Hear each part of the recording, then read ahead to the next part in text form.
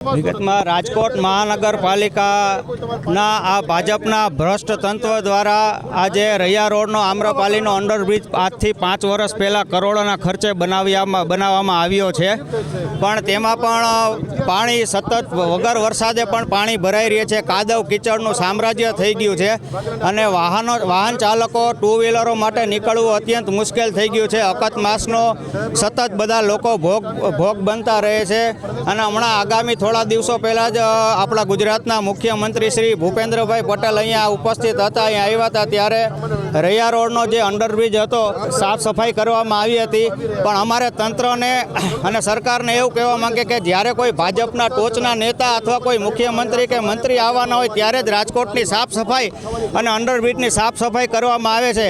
આ જ રીતના જે રેલનગરનો અંડરબ્રિજ વર્ષો પહેલાં બન્યો હતો ભાજપના શાસનમાં, એમાં વગર વરસાદે 24 કલાક આજે 365 દિવસ પાણી લીકેજનો પ્રશ્ન રહે છે ને અકસ્માતનો લોકો ભોગ બને છે. આ તંત્ર ક્યારે જાગશે કે ત્યારે કોઈ ગંભીર અકસ્માત થાય કે કોઈ વાહન સ્લીપ થાય ત્યારે આ તંત્ર જાગશે, અને આ તંત્રને જગાડવા માટે અમે આ સાફ સફાઈ ઝુંબેશનો આજનો અમારો અંડરબ્રિજ સાફ સફાઈનો ઝુંબેશનો કાર્યક્રમ છે. અને આગામી દિવસોમાં પણ આ અંડરબ્રિજની અંદર પાણી લીકેજ બંધ નહીં થાય અને કાદવ કીચડનું સામ્રાજ્ય જો આમ નામ રહેશે તો અમે આનાથી વધુ ઉગ્ર આંદોલન કરશું.